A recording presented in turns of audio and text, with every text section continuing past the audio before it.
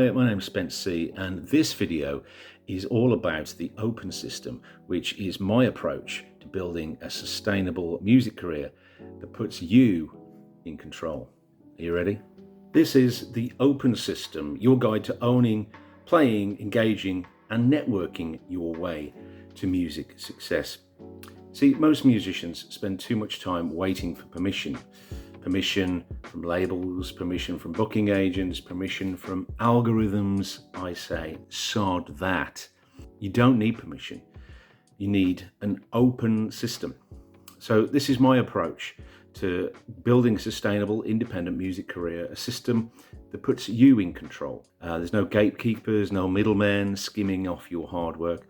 It's just you, your music, and a direct path to your fans and income. So here's how it works.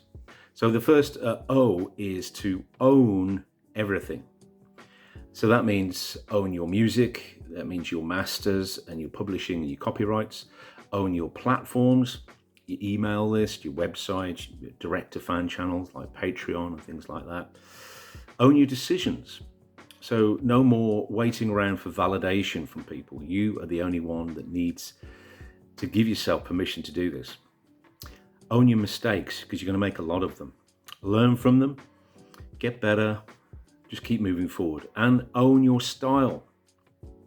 Very important. Stop trying to fit into playlists or just doing stuff to please algorithms. Be the artist that you are, not the one that you think will perform well. You see, every successful independent artist has one thing in common. They own their careers. They don't rent space in someone else's business model. When you own everything, then literally no one can take it from you.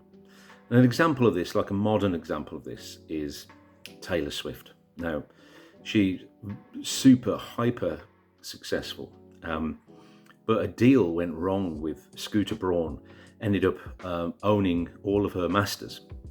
She tried to buy them off him. He wouldn't sell them. So what could she do? She'd be tied in for the rest of her life to this deal. But she decided to go her own way, and she basically re-recorded all of her early masters. So she owned them. And guess what? It worked, because Taylor Swift has a huge, not just a huge fan base, but a really super engaged fan base. So they just said, okay, we'll buy all your tracks again. We don't mind, because we love you. And that worked for her. So that's how important it is. Even at that level, she could have just retired. She could have just, she's made enough money to live on quite comfortably. But owning her music was so important to her that she was willing to just re-record her whole first few albums at obviously a big cost to her and a bit of a gamble, but it paid off. So that's what I mean. That's how important this is. Don't think it's just for you guys. It's for the top and for people just starting off like you. So the second P is to play and produce. So you're not in the music thinking business, you are in the music playing business. So my advice is to play live as much as possible, even if you're a DJ or a bedroom producer. Get in front of real human beings. You see, the internet is flooded with musicians, and they're competing. They're all trying to get their 15 seconds of attention. Real performances are where you can win and produce content. So it's not just for growth hacks and things like that, or trying to go viral, although that's, that could be a byproduct. Do it to document your journey. Bring your fans along for the ride. So don't necessarily think you have to create things every day. Just record what you're doing. That's interesting. Play around with different formats. So you go short clips if you're doing YouTubes, do shorts, do long form videos, BTS, which is behind the scenes content, do live streams. They work really well if you're doing live stuff, if you're doing busking a lot, and you know how I feel about busking. So give people a reason to invest in you, because people only care about what they see regularly. If you're not playing and producing content regularly, you're basically invisible. If you think about it, if somebody really likes one video that you do you think they're just going to keep watching that one video over and over again? No, they're going to want to look at more videos and different stuff and seeing you in different scenarios. Now, Daniel Priestley talks a lot about this. He's got some great content on this if you want to go and check him out. But his theory is that you should be able to binge all your content like in a few hours, like just sit down and watch like a few hours worth of your content. So that's how much you need for people to sort of go, oh, I like this. Don't think that just one post is going to do it, even if it's a viral post, because they're going to want to see more. And so you've got to give them more. And so E is engage. Fans aren't numbers on a screen. They're people. So you have to talk to them like people. Like, hopefully, I'm talking to you right now.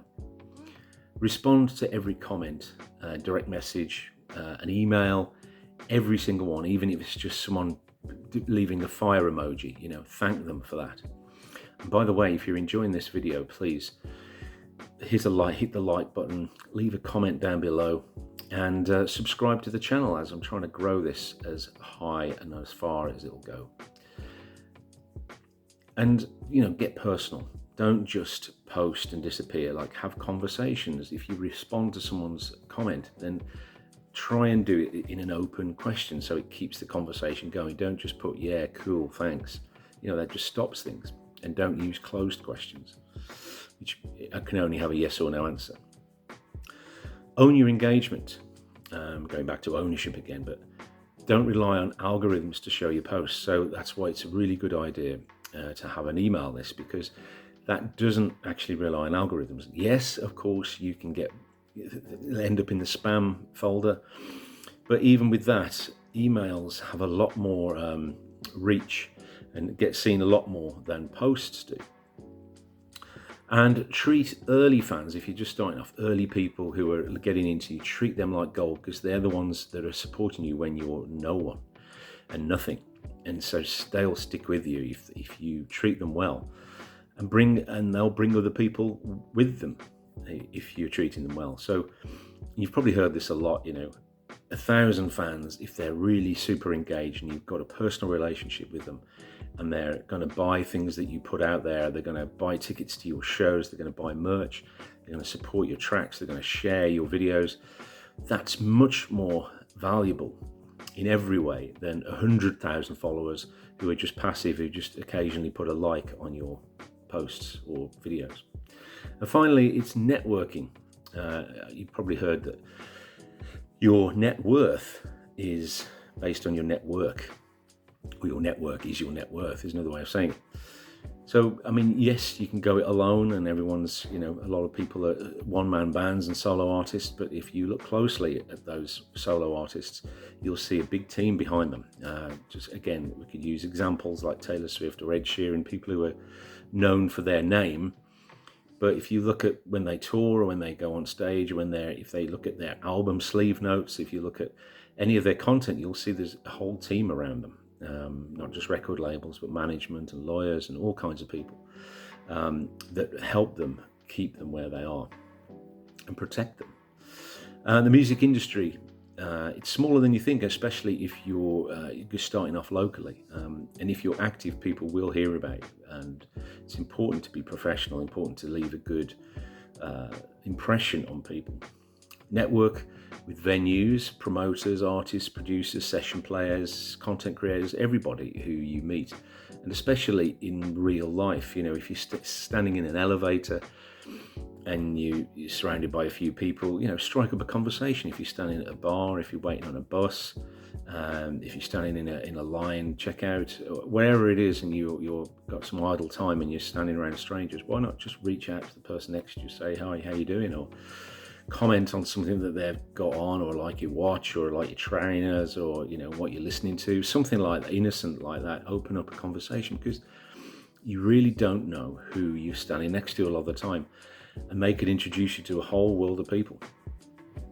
So be the person that people want to work with. So it's just being reliable, prepared and professional. You don't have to be super skilled and famous and have all these kind of accolades necessarily to get people to work with you, because a lot of the time the truth is a lot of people are very unreliable. They're quite flaky, especially creatives and musicians, they're known for it and almost expected. So if you turning up early for things, you're being professional, you're being courteous, you're remembering people's names, you're not drinking on the job, you're not sort of disrespecting people, you're humble, you have some humility about you, have some barriers, have some boundaries, then all these personal attributes will pay off, because a lot of people aren't like that. A lot of people have a good big ego in the creative world, especially for some reason when they're starting off.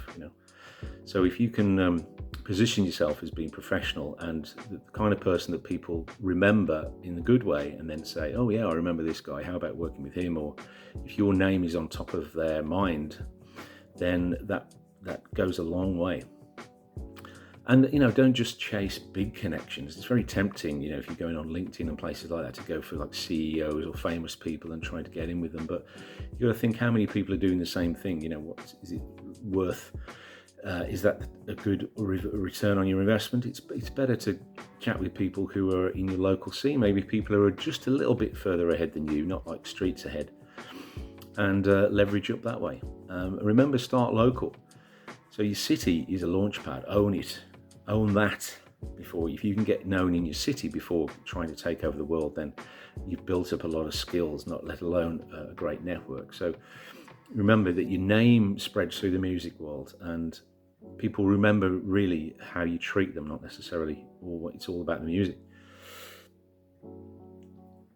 So, final thought. So this is the open system. This is just like a guideline that I try and remember when operating in any business, really. So if you're feeling tired, if you're feeling lost, overwhelmed, or you're kind of waiting for a big break, then stop waiting, start building. Remember, own your career, play and produce, engage with your fans and network like your career depends on it, because it kind of does.